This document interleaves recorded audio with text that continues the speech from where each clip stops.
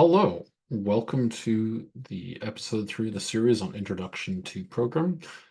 This video is going to cover numbers. One of the nice things about computers is that they're actually really good working with numbers.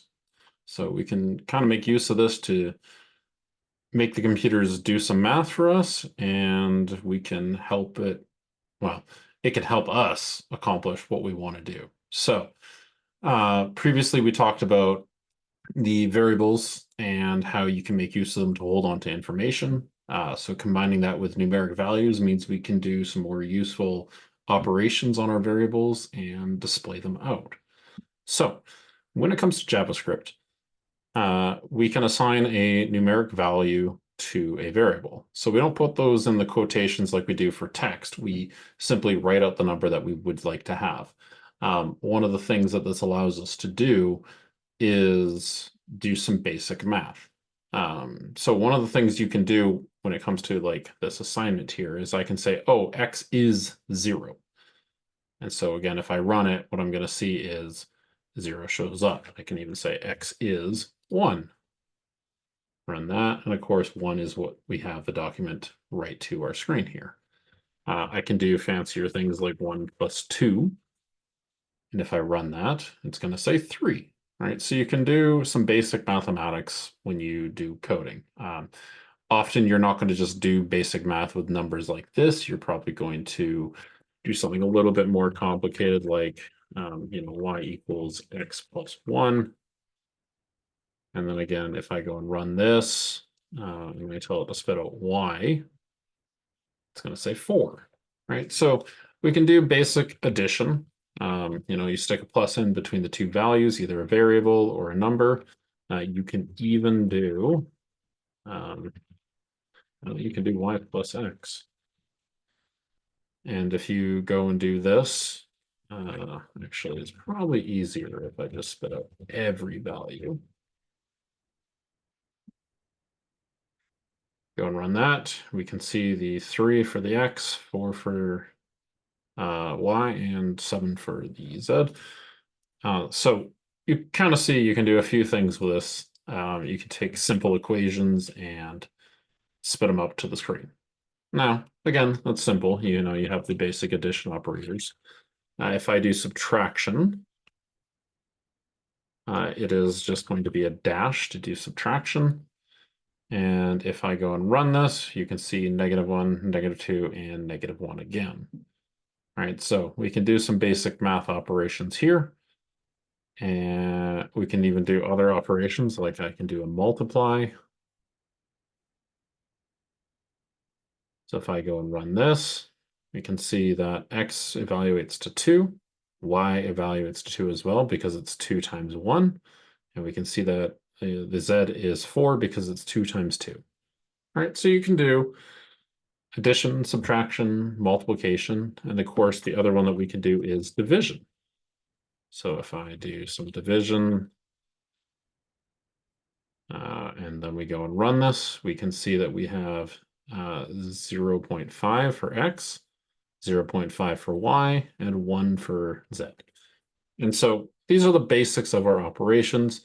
Again, these numbers are relatively simple, but often you'll be taking a value like how many times a user clicked on something, or how many times or how many rows inside of a table we should be displaying.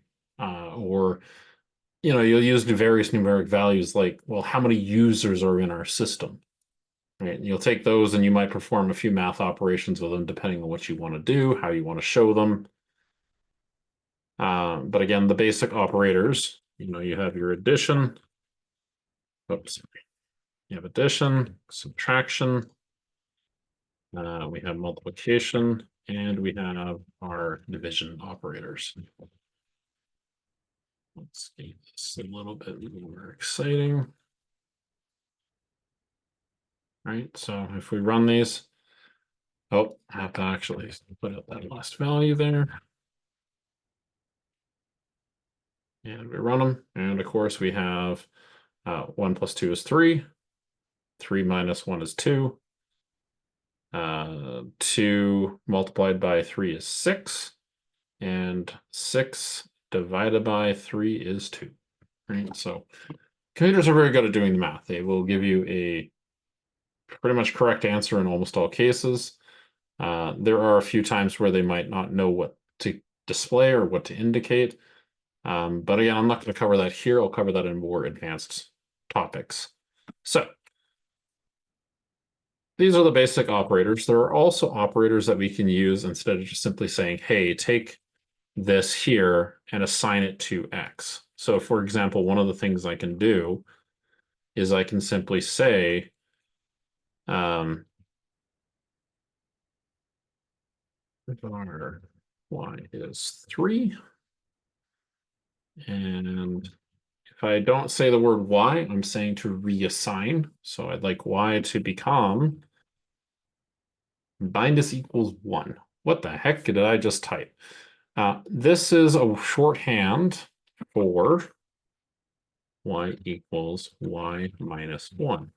It is a bit weird that the operator that you're using suddenly goes to the left-hand side of the equal sign, but this is a very common convention to always have the assignment part be on the right-hand side of whatever operator you're using. So in this case, if I run this code, we'd expect y minus 1 again is going to display 1. I'm going to remove the other lines here because they're not relevant. We can go and run this. And again, the final answer is going to be 1.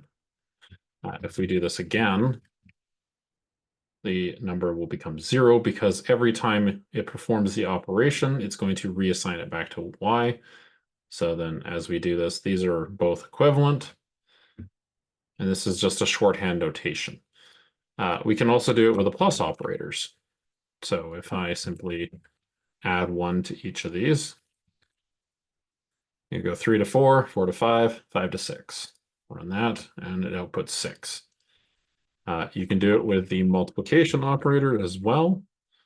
Obviously, if I'm multiplying by 1, the final answer is going to simply be whatever the original value was, which is 3. Again, go through that, it does 3. And we can do our division operator. Now, one of the things you're probably going to know or notice is that for division, we use just a slash.